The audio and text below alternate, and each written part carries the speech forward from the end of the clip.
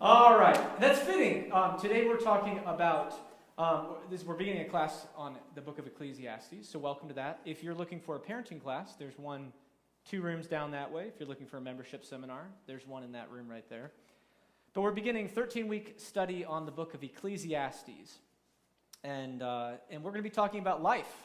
We're going to be talking about food, baklava and charcuterie, and sweet potatoes and marshmallows, and other things as well. But we're talking about life.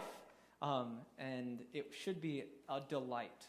Hopefully our mouths do salivate a little bit. Maybe we will have a treat day. That'd be good. That would be very fitting for a class on Ecclesiastes. So let's pray, and then we'll get to talking. Oh Lord, thank you for all of your good gifts. Food is a gift. Friends and family to enjoy it with are a gift. Thank you for this church. Brothers and sisters, to enjoy your word with. Feed us, Lord, feed us with the food that is needful for us.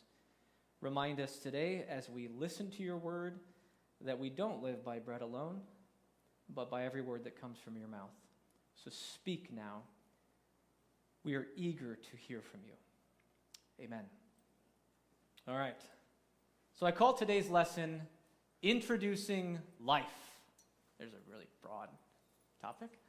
And to begin with, I thought we'd talk about life, because that's what we're going to be doing for 13 weeks. So it'd be interesting just to hear your reflections on life. So some questions, and whatever comes to mind, if anything comes to mind, I hope something does. Even if you're not somebody who raises your hand, try to keep your mind engaged and think. Here's the first question, and then I'll have a bunch of sub-questions under it. What are you living for? What are you living for? So, what are you aimed at? Are you certain you can hit the target? What if you don't hit the target? What do you expect from yourself in life? What do you expect for yourself in life? How do you measure whether or not you're doing well in those expectations or what your aims are? How do you even know what your aspirations are? Do you even know what you're aimed at in life? That's an intriguing question. Do you think too highly of your life? Do you think too low of yourself? So what are you living for? There's just a broad sweep of questions you could almost say anything to, so there better be responses. What do you think about your life? What are you living for? Aspirations? How do you know? Do you think you're going to hit them? What if you don't? Any thoughts?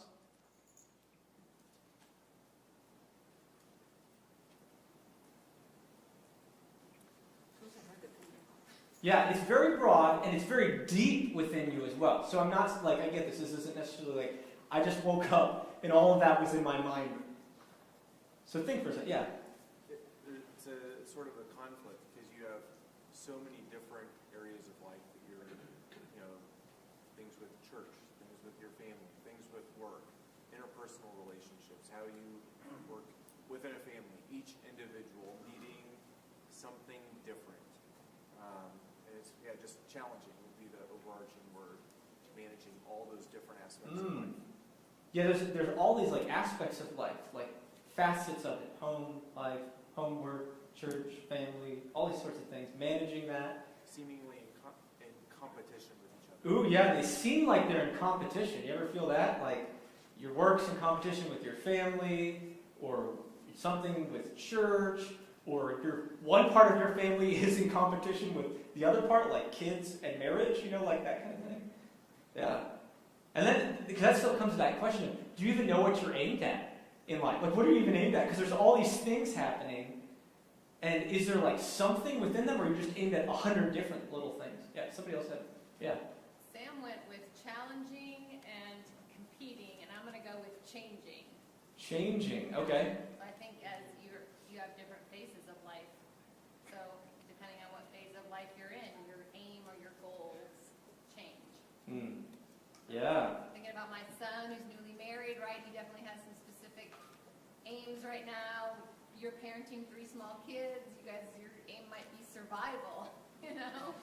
Your kids grow up and get success. Check it out. We are succeeding as parents. Thank you very much. Yeah. You get to be close to retirement. Your goal is to be financially stable and retire. So I think changing might be That's interesting. Yeah, changing goals, it seems, or maybe developing even a little bit.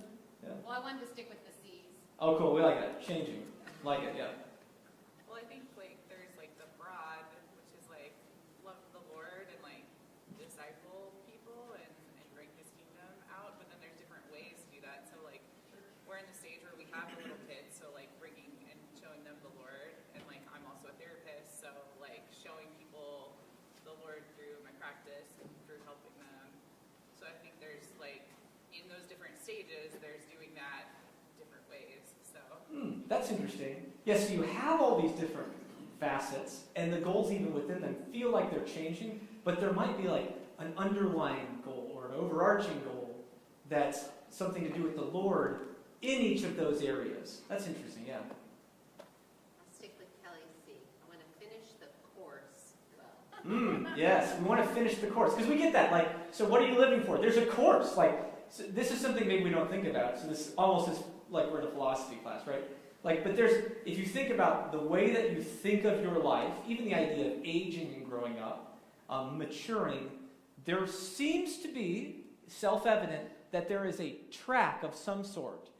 And it probably within that we're trying to stay on it, maybe, rather than veer off of it, or maybe we're trying to discern what track should we be on.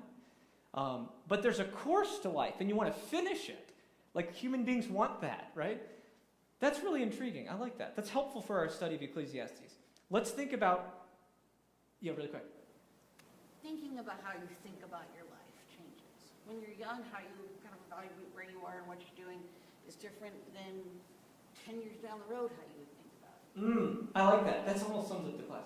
Thinking about how you think about your life changes. That's what we're actually going to be talking about in this class. Thinking about how to think about your life. Think about that. So, at the end of the course, where Susan's thinking, how does the inevitability of death factor into your view of life? If you didn't know it, you're gonna die. Unless if you're Enoch or Elijah, even Jesus had to die. So you're going to die. It's very likely. Or Jesus comes back and we're all caught up with him. But we're likely going to die. How does that factor into how you think about life? So here's some more questions just to ponder. So why do you even strive for anything? Even things that you may never accomplish. A lot of the things you're trying to do in your life, you might not ever accomplish. You might just die right now. And that thing that you were trying to complete lies incomplete for the rest of life. Why do you work so hard toward ambitions and yet so often not achieve them? Is it a waste? Is that a waste of your life? Maybe thinking a little bit more broad, going back a bit, do you remember any of your grandparents' accomplishments? Or do you know the effect that your great-grandparents had on you? Do you even have, I only know, I suspect, I don't even know this.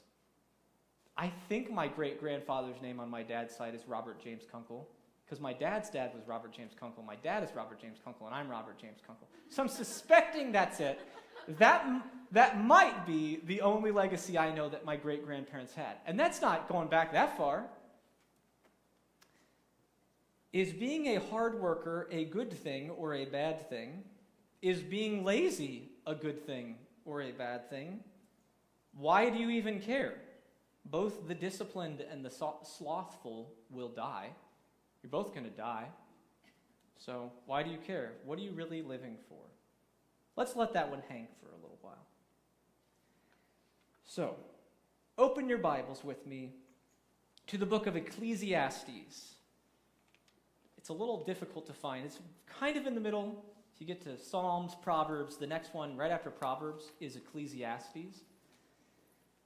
We're going to be in the first 11 verses of Ecclesiastes as we are introduced to life. Ecclesiastes chapter 1, verses 1 through 11. Starts with you could call a wisdom poem, some poetry that's wisdom literature. So this is trying to make us think. And I'm just going to open us up by reading this.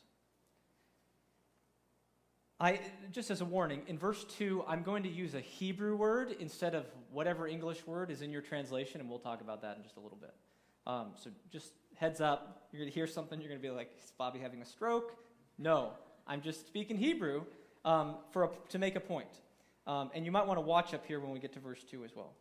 So let me read Hebrews 1 to 11, and afterward I'm going to ask you, how does that make you feel? So you can lie down on my couch, and I'm going to ask you, how does that make you feel? Here we go. Okay. The words of the preacher, the son of David, king in Jerusalem. Hevel of hevels, says the preacher. Hevel of hevels. All is hevel. What does man gain by all the toil at which he toils under the sun? A generation goes, and a generation comes, but the earth remains forever. The sun rises, and the sun goes down, and hastens to the place where it rises. The wind blows to the south and goes around to the north. Around and around goes the wind, and on its circuits the wind returns. All streams run to the sea, but the sea is not full, and to the place where the streams flow, there they flow again. All things are full of weariness. A man cannot utter it. The eye is not satisfied with seeing, nor the ear filled with hearing. What has been is what will be, and what has been done is what will be done, and there is nothing new under the sun. Is there a thing of which it is said, see, this is new? It has already been in ages before us. There is no remembrance of former things, nor will there be any remembrance of later things yet to be among those who come after. How does that make you feel? What's your reaction to that poem? You might be confused, like I don't know what it means, or you might have some other reaction. How does that poem make you feel?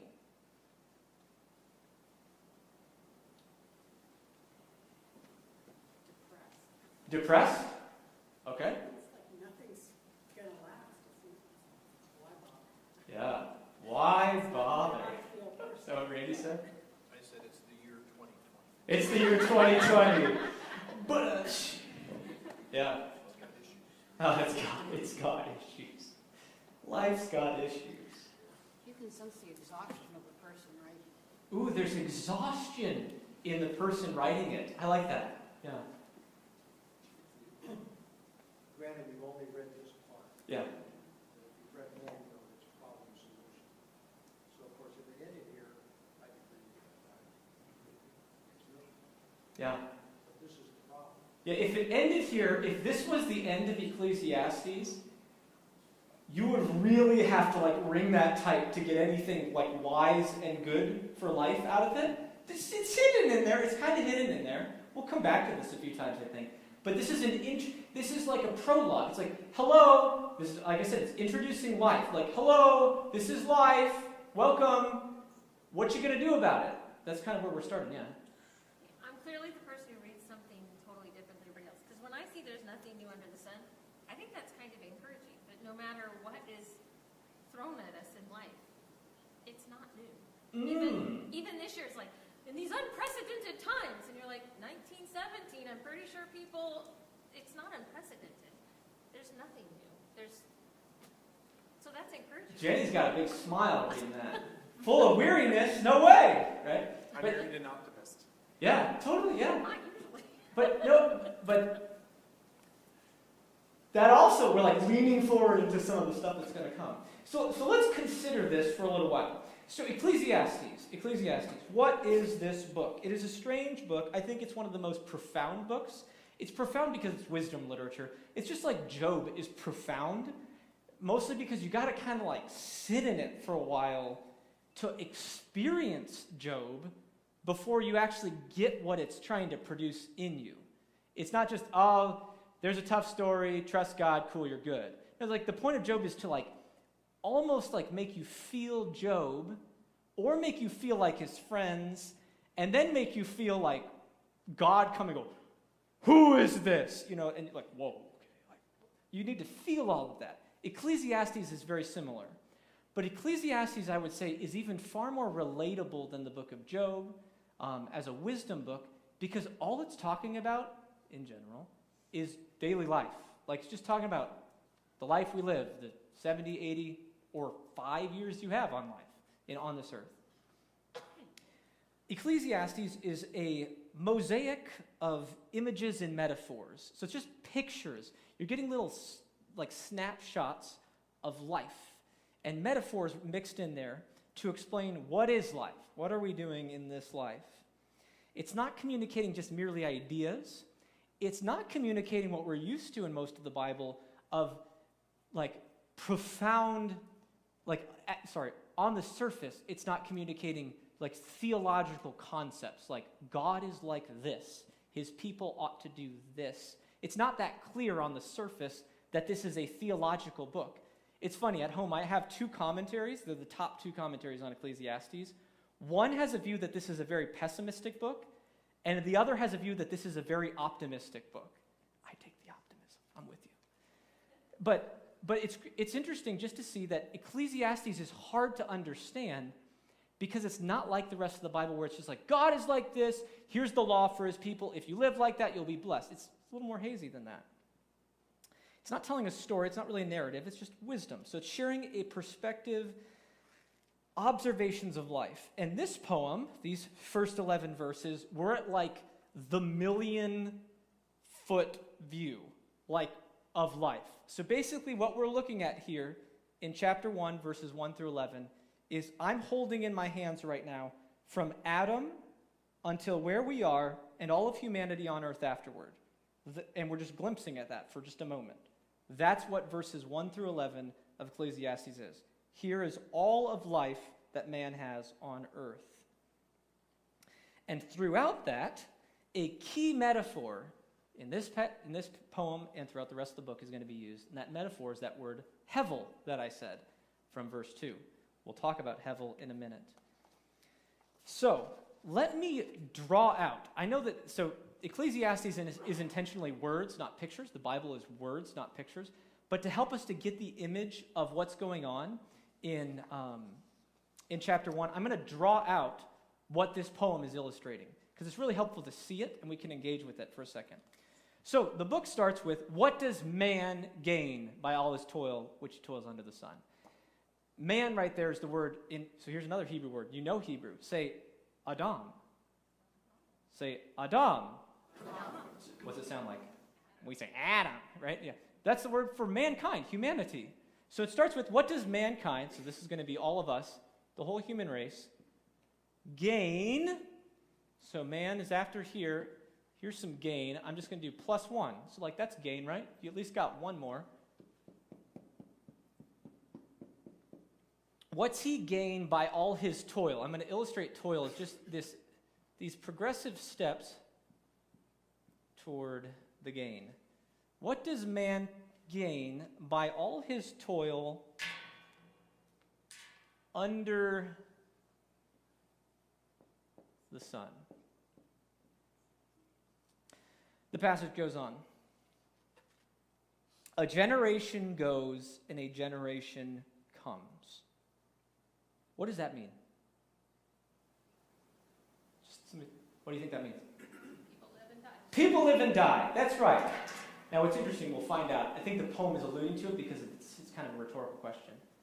Does man ever get to the gain that he wants or the advantage that he wants, what he's trying to achieve? Does he get there? No, the way the question is written and the way that the whole poem is, no.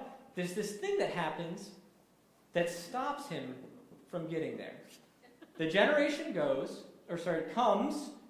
and then he goes. And you'll see this. This is what's happening in the poem. There's this cyclical thing. Generation comes, a generation goes. A generation comes, a generation goes. A generation comes, on this track of toil, after some kind of surplus, advantage, gain in life. But the earth remains forever. There's like a three-line poem there about the earth. If you see that in verses 5 through 7. The sun rises, and the sun goes down, and hastens to the place where it rises. The wind blows to the south, to the north, around and around and around goes the wind. On the circuits, the wind returns. All the streams, they go down to the sea. You ever think about that? Why isn't the sea full? Like, it just kind of seems to stay at somewhat of a level. I know, like, global warming and all that, but it's not full, is it? Just keep, like that Missouri, there's a lot of water going down there. It's not full. And then it ends with, all things are full of weariness. So what is trying to be illustrated here in this opening poem is mankind living under the sun, meaning just his days on earth. That phrase, under the sun, there's another phrase in the book of Ecclesiastes called under heaven. It just means the days you're alive on earth, your life, 70, 80 years. So talking about, kind of alluding to as well, we'll see this later on, that you can still see the sun, because there's this imagery in the book of Ecclesiastes of light and darkness. Death is darkness, and light is you're alive. So as long as you have light, you're under the sun, and you're living, pursuing something, trying to seek something. The sun, here's a question. Is the sun that's out there the same sun, don't overthink this question, you science nerds. Is that the same sun that Jesus walked under? Yeah, it's the same sun Adam walked under. And your great-great-great-grandfather that you have no clue who that is, except for the people who did the Ancestry.com thing. So what's intriguing is the poem saying this, man, just keeps coming and going. But these are so constant. The earth remains forever. But man in his pursuits is always turning over. And what's strange with man's pursuits is man's pursuing something all the time, trying to achieve it. Never gets there. A new generation comes, and the same cycle starts over. Trying to pursue something, they don't ever get there. New generation comes, tries to get there. But the earth is just this static thing, almost just kind of looking on like, seen this one before, seen this one before, seen this one before. So you think about a couple illustrations of this cycle in life. Parenting. It's an interesting question. Why do you put in all this effort toward what your goal of parenting is? It's just an interesting question. Even maybe because we're going to get to that phrase, nothing is new under the sun. Sometimes parenting seems very new, doesn't it? And it might be like it seems new to you. But when we're looking at life like this, Adam to the last man before Jesus returns, when you look at life like that, parenting is not that new. People had to change diapers. Like one of my kids wet their bed last night. That's happened before. That's life. Like, it's tough. It's happy. It's rewarding. Some kids believe. Some kids don't believe. Some kids die young. Some kids outlive their parents. All that kind of stuff. That's just life. That happens. You know? There's a cycle of that. Joy, sorrow, reward, heartbreak, confidence, lingering doubts. But that just happens for all parents. All parents are experiencing something very similar. You think about the stress in your work. Think about putting up with poor coworkers and bosses. No one's ever had a boss like mine. Oh, that kind of thing. Or no one's ever had a boss like mine. Either way. Or the person who sits next to me, they never stop. Oh my gosh, this has got to be the worst job ever. Ever. And Ecclesiastes is looking back like, dude, you think that's bad? Like, Noah had to watch everyone die. Like, you think that was a good job? Like, whatever it may be. He's just looking at all of life. Like, works hard. That's the cycle of life we're in. And we're trying to achieve something, too, in our work. And we think it's so special. We think it's so new. But it's just hard. It's just part of life. It's just part of the world we're in. It was interesting as we reflect on, are there new things under the sun? Is there anything really that new in this cycle? And trying to recall, like, how this cycle continues and continues and continues. We don't really learn from the past. Who here knows any of the names of the pastors of Overland Hills Church, senior pastor, before John Vinter? So Overland Hills Church is what? 40, 50 years old, think about? That's not that old, right? Some people in the room are older than that. Who here knows any of the names of the pastors prior to John? You can give it a shot. Wasn't John the first pastor 50 years ago? No. Oh, it was John Minter. Been here. Yeah, we've been like, what, 5? That's like it's like the kingdom of Israel. You're like, you got like a 3-month-old who sits on the throne. You're thinking, what kind of... So no one knows, right? Like, isn't that interesting? Now, you haven't been here the whole time, so it's not like you're completely clueless. Like, do you have a brain? Have you been paying attention? So the first pastor here his name was Dave Arch. Another pastor, the one that preceded John, was Gordon Bates. I think there was one between there. I'm not sure. Even I don't know. And I've heard those names multiple times. But that's just intriguing to think about. Why is it that there aren't new things? Why is it that this cycle continues? Because of what he says later on. Nothing new under the sun. The things that have been have already been. There's going to be new things. Verse 11. There's no remembrance of former things, nor will there be any remembrance of later things yet to be among those who come after. So our experience of things in this little ball of life may seem fresh and new, but in the grand scheme of things, there's pastors that came before John. Lord willing, there'll be pastors after.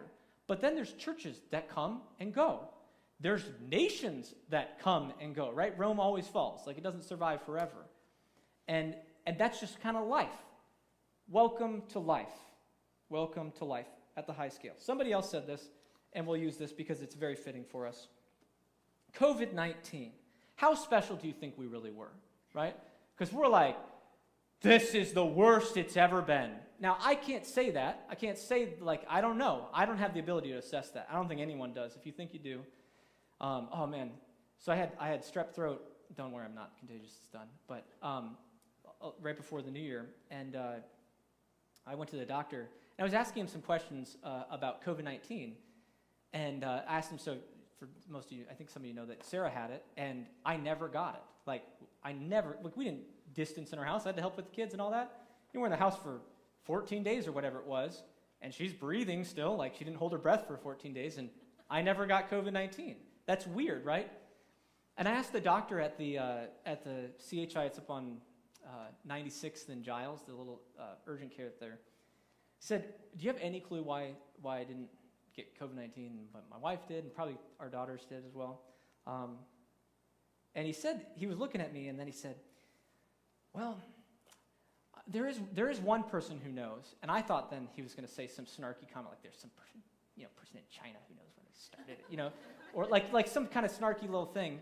And he said, but we'll just have to wait to meet him, And it's really cool, like one of those moments, like, because I told him, I think because he had the end because I told him what I do for a living. But it was one of those moments where, like, we think we, like, have this COVID-19 thing figured out. We think we know it's the worst ever. It's never been this bad in life. But that's because we don't remember that like 100 million other of these cycles have run before us, and we weren't living in them. We didn't experience them. Stuff like this has happened. I mean, read the book of Lamentations about God's people being shipped, I guess they're walking, to Babylon. It's a lot worse than COVID-19. Or watching Jerusalem be destroyed and people eating their own children to survive. That's bad.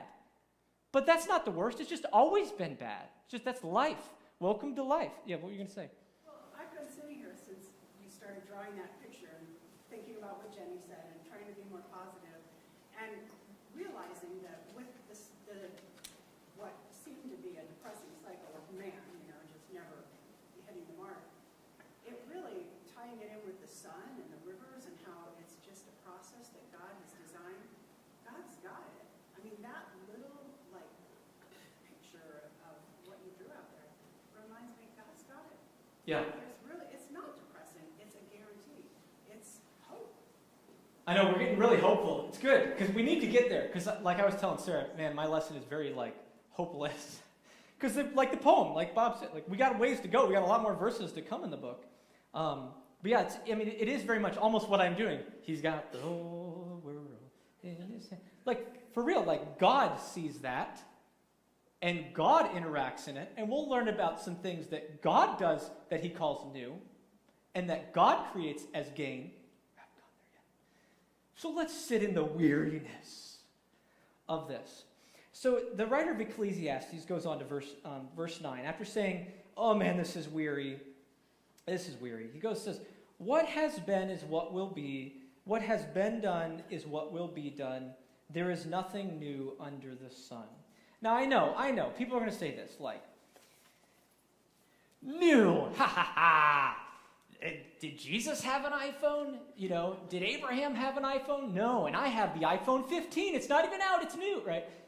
But if you think about everything, even things like this, things like your car, like a supersonic jet, a rocket, a space station, is just tools in man's hands to try to accomplish something, right?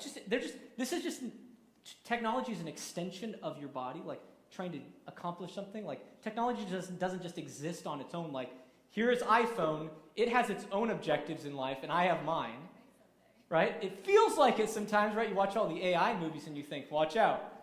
But these are things that we create that aren't that fresh. People have been trying to communicate effectively, quicker. People have trying to travel more effectively. Just they do use different means. That's the sense of there's nothing new. Because I know some of you are like, I am going to read this really rigidly. But that's just the sense.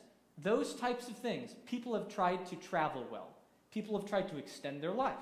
People have tried to make their life happier. People have tried to overcome suffering. That's happened before. Welcome to life. Welcome to life. A commentator says this. I love this. Kind of reflecting on these verses. He says, we, humanity, haven't altered the cosmic merry-go-round. Isn't that a nice line?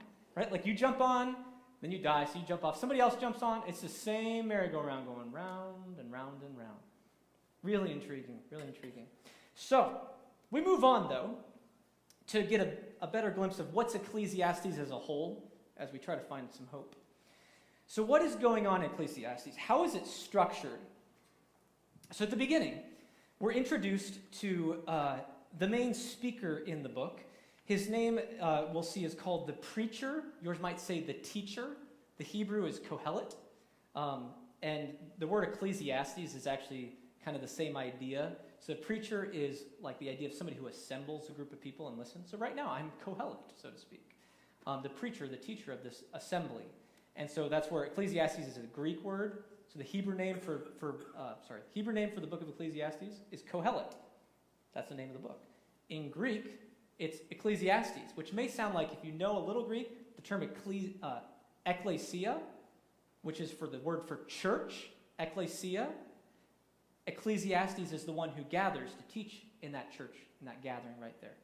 And so this is talking about, there's someone who has a message, this preacher, a teacher who would gather people to share a message, to share wisdom and insight. So I'm just going to, this is our teacher right here.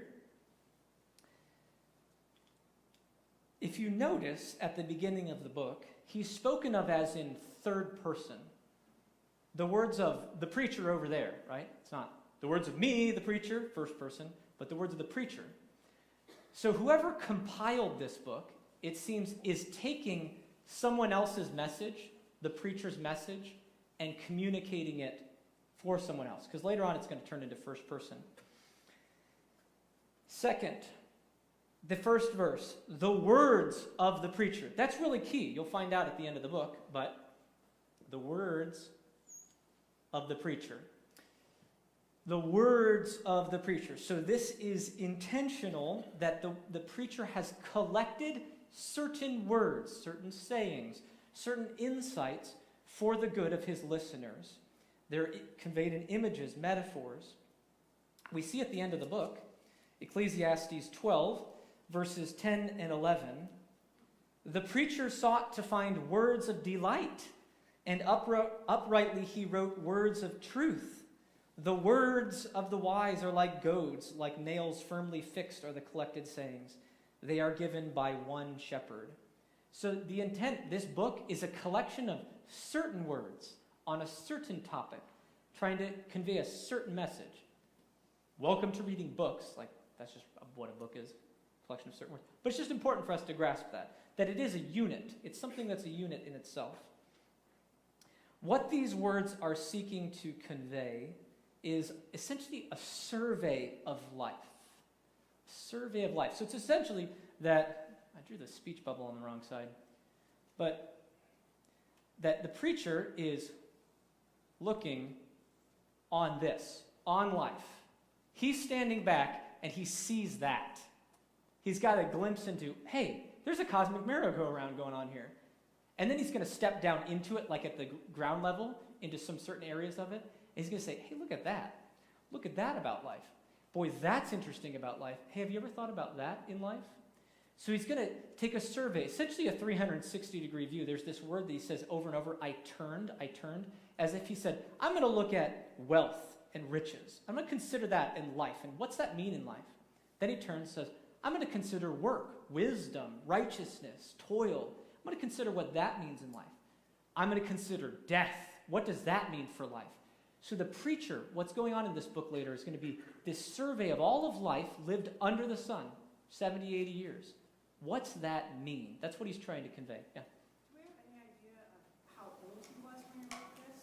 I always assume that it's at the end of his life and he's looking back, but I don't know that for sure.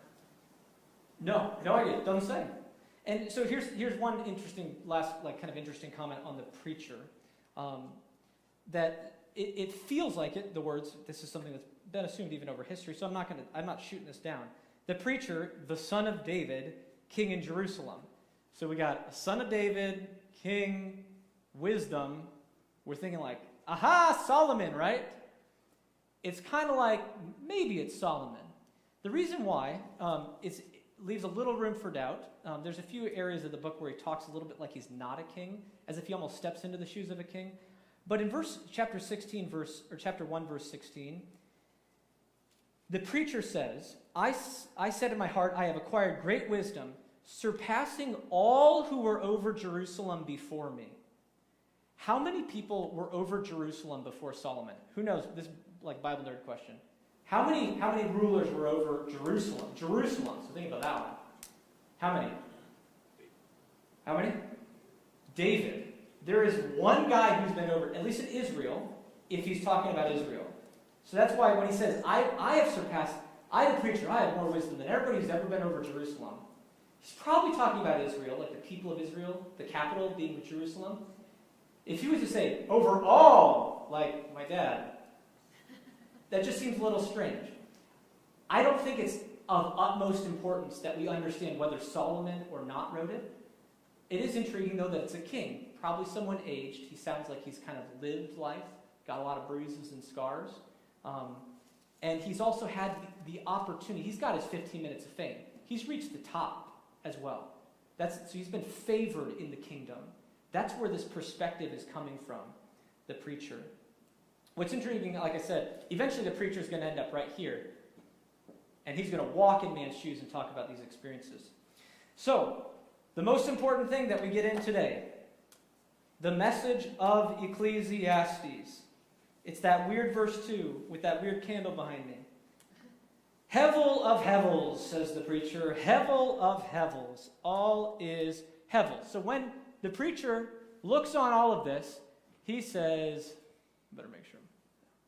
He says this. Somebody read that. Hevel. Good. You guys know Hebrew? You just know you. No way. Yeah, so Hevel, you read right to left. Hevel of hevels. Hevel of hevels. He says, life's man lived under the sun is the hevel of hevels. Don't worry, we'll talk about what the word means in a second. It might be annoying to you. So when he says hevel of hevels, yours might say vanity of vanities, might say the most meaningless thing. It's the same construction of other phrases you've read in the Bible. The heaven of heavens, which means the highest heaven. So there's like the sky, that's the heavens, and then there's the heaven of heavens where God is. Or there's the holy of holies, right? So there's the holy place. Then there's the most holy place. That's where God is. So what the preacher's saying, what the book is saying is, life, all of life, what we're going to be talking about under the sun, is the most hevelest hevel you got. This is it. This is like, welcome to the most hevel thing that you can consider. All of it is hevel. Now, why is this word really important? Because in the book it appears 38 times. We're going to read this word hevel 38 times. 38 times we're going to see it in all kinds of contexts. The way it's going to happen is he's going to say something. So as he's looking on whatever aspect of life, he's going to look at it and say, that's hevel. Look at another aspect of life. That's hevel as well. And that's hevel. And we come to the end of the book, and we're going to read the same line at the end of the book. Hevel of hevels. All is hevel, says the preacher. Now, obviously, if you have your own Bible, you're reading translations. And I am going to play, we'll talk about this. NIV translates hevel as meaningless. ESV, I would say probably because it has its traditions in the KJV translation philosophy and things like that, uses the word vanity. I think that's a bad choice. Just all these I don't think are the best choice of words. And I have confidence in that. I think the book attests to why there's a better word to translate hevel. What does vanity mean? Anybody if you hear that word, what do you think immediately? Vanity. Just say it. What do you think? Self-indulgence. Or looking at yourself in the mirror putting on makeup. Now, there is a meaning behind it that's worthless or futile, but that's kind of weird, self-indulgence, all is self-indulgence, or all is that mirror where you put your makeup on. I think they could have done a better job. NAS does futility. There's a commentary I have a translation I have by John Goldingay, and his is hollow. I kind of like that. That's an interesting word. Hollow. He says hollowness. That's intriguing. I like this one too. The contemporary English version says, nothing makes sense. Everything is nonsense. I think that's closer than meaningless. Meaningless or vanity, purposelessness, conveys what's the point? And that's why I think people read these books wrong with a cynicism about the preacher until you get to the last 5 verses of the book. But it just seems not meaningless, just senseless. What's the point? You just die, you didn't get there, and then somebody else comes, and they make the same mistakes, they try the same pursuits, and then the same thing happens over and over and over again. Here's what the word actually, at its root means. The word is breath, or vapor, or smoke. That's why I had a candle here for you, so when it blows out, it's interesting. Before I even finished the verse, I think, the smoke disappeared from me blowing that out. So the word hevel, at its root means smoke, or vapor, or breath. In 2 senses. One, like that candle, it's fleeting and fading. So that smoke, and you watch it, and it just kind of disappears pretty quick, but it's not really discernible. It's not an on-off switch, right? It's just kind of there, and then it kind of fades off. That's the sense of hevel. So we see that in this opening chapter. Life is very hevel. Just kind of see it, and then it fades, and you see it, and it fades. You just kind of see it, and it fades. It's just kind of fleeting. Later on in chapter 11, verse 10, the preacher is going to say, youth and the dawn of life, so your early years, those are hevel. Because they just kind of go really quick, right? You just age way too fast. You're like, man, it was great before, and I didn't know how good I had it. That went like that. That's hevel, he's going to say. So there's one sense that it's fleeting. Hevel means fleeting. The other sense that the preacher is going to use is that hevel is, I'll write these up here. Elusive, this is kind of fun, and elusive. Fun words, huh? So elusive. Elusive is deceptive or almost like an illusion, right? Much like that smoke right there. There's a sense of I wonder if I could catch that. A better illustration might be a cloud. You think about yourself as a kid, even still as an adult, sometimes you look at a cloud and you're like, I could totally lay on that.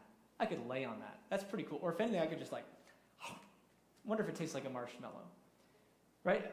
But that's elusive. It's kind of deceptive. It looks like it's solid. And then you have this experience. I was sharing this with somebody the other day. When you fly through a cloud, I remember the first time I flew through a cloud, it so let me down. I don't know what I expected. If I thought it was solid, I should have expected to die, right? But it's just kind of this misty thing, and then you go out of it, and you look back at it, and it looks a lot more solid and white, but then it's just this thing. That's the idea of elusive.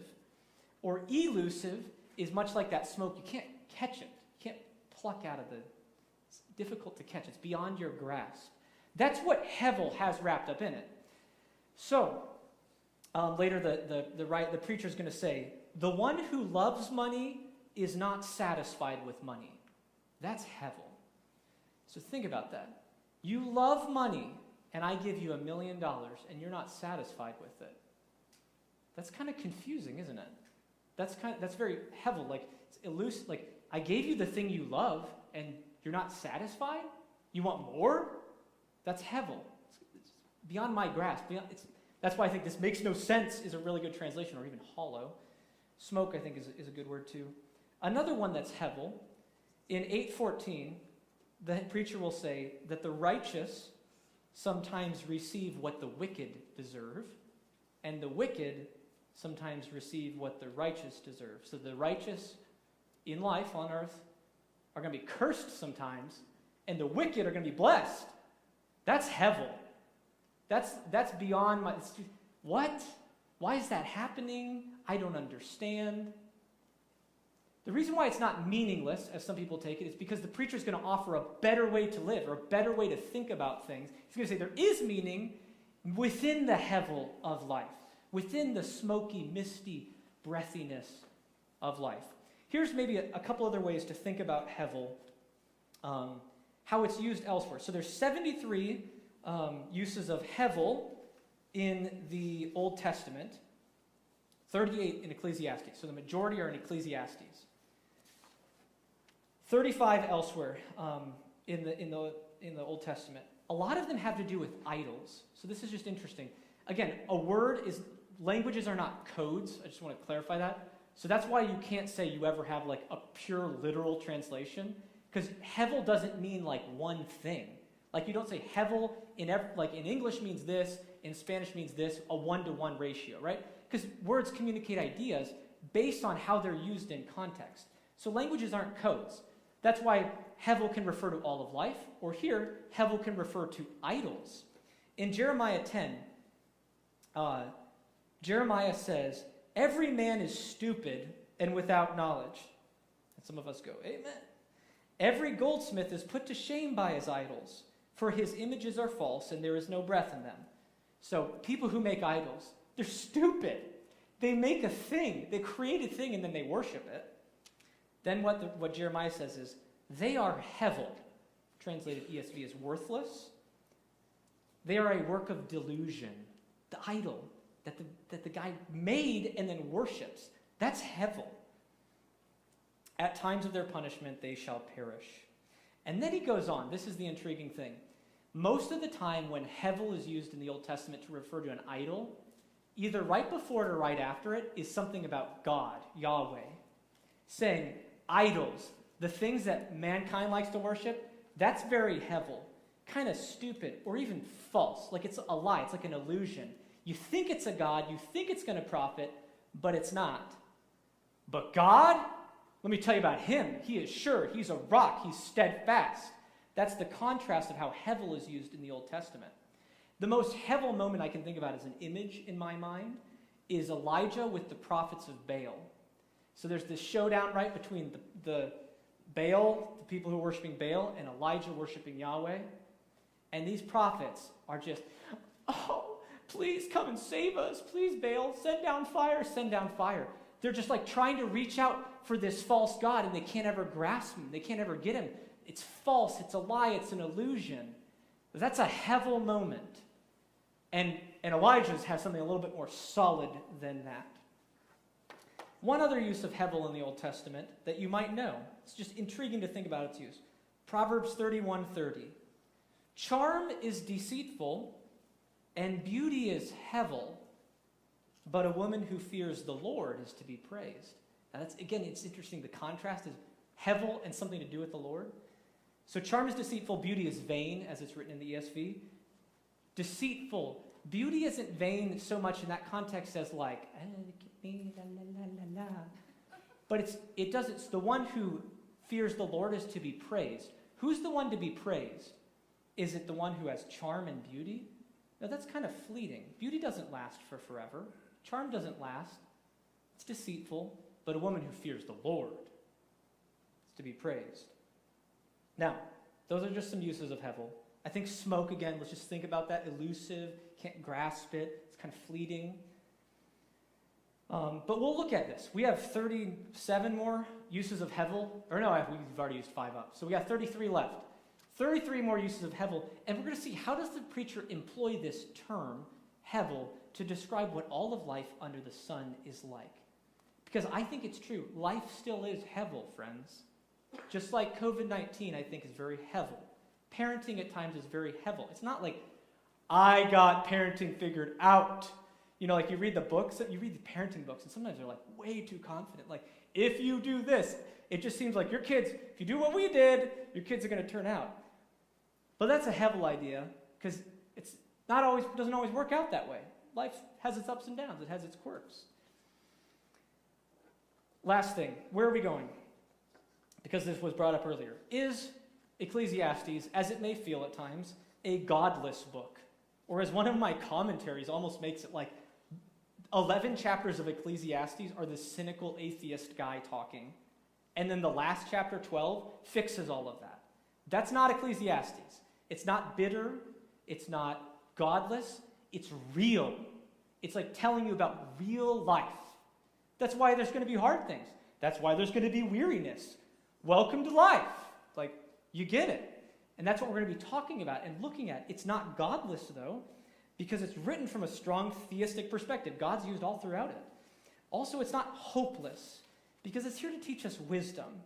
A commentarian, Ian Provence, says that what it's doing is it's unmasking the world of human desire and action, unveiling a better way of being. So the book is here to tune us into this, the grand scheme of man's life. We're going to dive into it next week, into like particular situations of our life, to unmask what's really going on in man's hearts, in his pursuits. Why do we do all these things when they're so hevel, when they're so fleeting? Why do we pursue like smoke? Why do we, or like a phrase later on, why do we chase wind? Our pursuits are like we're chasing wind. And then it's going to reveal a better way to see those things, unveil a clearer view that only somebody with new eyes, a new heart, born again, can see and accept. So that's what Ecclesiastes is here to reveal. I'm going to share just one last word from the New Testament to remind us that this message isn't that unique to the Bible. This message is all over the Bible. Life is hevel. There's this cycle thing, this tough.